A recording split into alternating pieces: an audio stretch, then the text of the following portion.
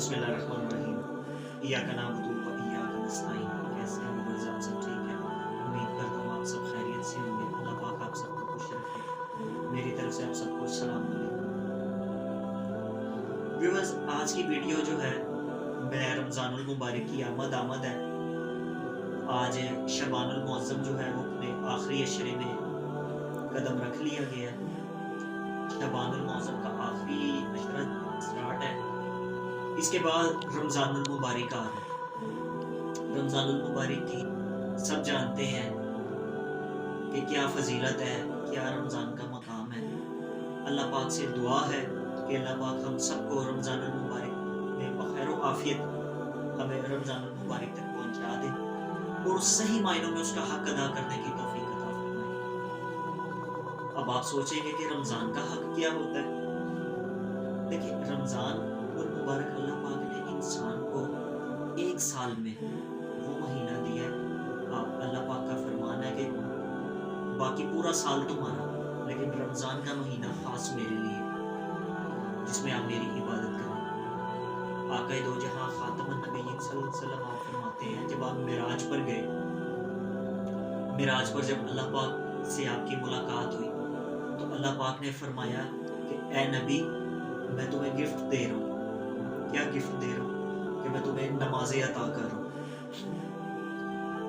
रिवायात में आता है कि उस वक़्त आक़ाए दो जहां सल्लल्लाहु अलैहि वसल्लम खातमुन नबिय्यीन आपको जो है वो 50 नमाज़ें मिली और पूरे साल के रोज़े मिले।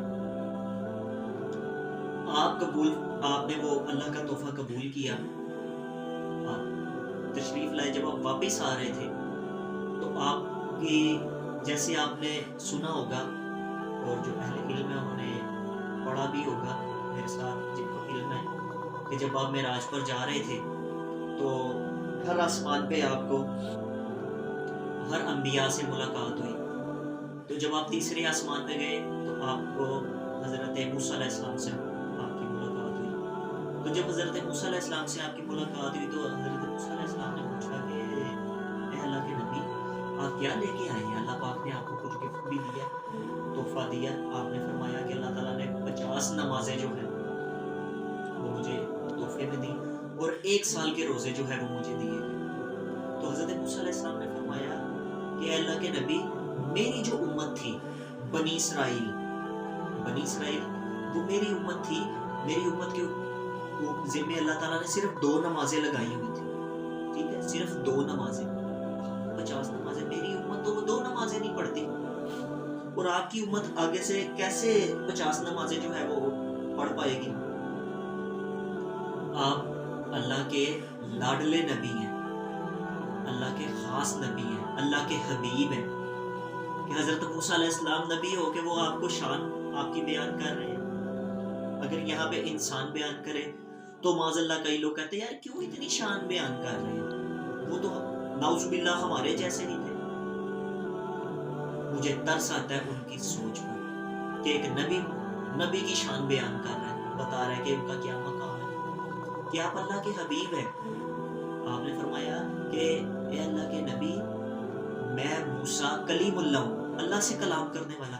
आप हबीबुल्लाह हैं, अल्लाह के हबीब हैं, कि आपको तो अल्लाह पाक ने खुद अपने अर्श मौला पे बुलाया। अल्लाह पाक ने आपका खुद मिलने की ख्वाहिश की तो आप अल्लाह के पास जाएं।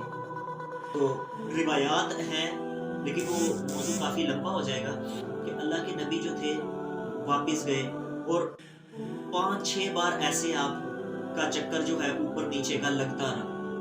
आसान और मुख्तसर करके बता रहा हूँ कि पहली आप उस वक़्त वापस गए तो 40 नमाज़ें अल्लाह पाक ने कर दी। इसी तरह ही आपके 4-5 चक्कर लगे तो उसमें से 10-10 नमाज़ें कम होती रहीं और आखिरकार 5 नमाज़ों पे अल्लाह ने फरमाया कि ए नबी, ये लो मैं 5 नमाज़ें तुम्हारी उम्मत को देता हूँ, तुम्हारे कहने पे, तुम्हारे कहने से मैं तुम्हारी उम्मत पे आसानी कर देता हूँ और जो साल के रोज़े हैं वो 1 महीने में कर देता हूँ कि सारा साल तुम्हारी उम्मत जो है ना वो दुनियावी अपने मामलात लेकर चले, लेकिन 1 महीना खास मेरे लिए वो रखे जो मैं तुम्हें तोहफा दे रहा हूँ। तो देखिए, हम उन नबी की उम्मत है कि जो हमारे लिए इतना उन्होंने तवील सफ़र किया, और کیونکہ عام انسان کو اگر وہ دیکھے کہ ہم اگر کسی کو گفٹ دیتے ہیں، اگر وہ ہمیں پسند نہیں آتا نا تو ہم اس کو واپس نہیں کرتے، اس کا دل ٹوٹ جائے گا۔ لیکن ہمارے نبی خاتم النبیین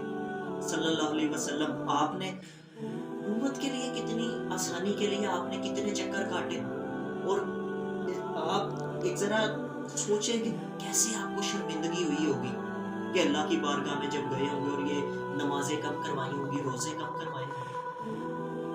تو اب آپ پورا سال جو ہے ہم اپنے دنیاوی معاملات کرتے ہیں، کاروبار کرتے ہیں، بزنس کرتے ہیں، نوکریاں کرتے ہیں، اور جو بھی گھریلو معاملات ہیں، دوسرے دنیاوی جتنے بھی معاملات ہیں ہم اپنا کرتے ہیں، لیکن ایک رمضان خاص اللہ پاک کا تحفہ ہے، اس میں زیادہ سے زیادہ کثرت کے ساتھ قرآن کریم کی تلاوت، آقا دو جہاں صلی اللہ علیہ وسلم آپ نے فرمایا کہ قرآن پاک کی کثرت سے تلاوت کرو، کثرت سے جو ہے وہ نوافل پڑھو، کثرت سے جو ہے ذکر اذکار کرو۔ آپ نے فرمایا کہ رمضان کے 3 اشرے ہیں، پہلا اشرہ رحمت کا ہے، اس میں اللہ کی رحمت طلب کرو، دوسرا اشرہ جو ہے اس میں اپنی اللہ سے مغفرت مانگو، کثرت سے مغفرت مانگو، اور تیسرا اشرہ جہنم سے آزادی کا، کہ اللہ پاک ہمیں جہنم سے آزادی عطا فرمائے۔ اور آپ نے وہ تمام عبادات آپ نے کر کے دکھائی،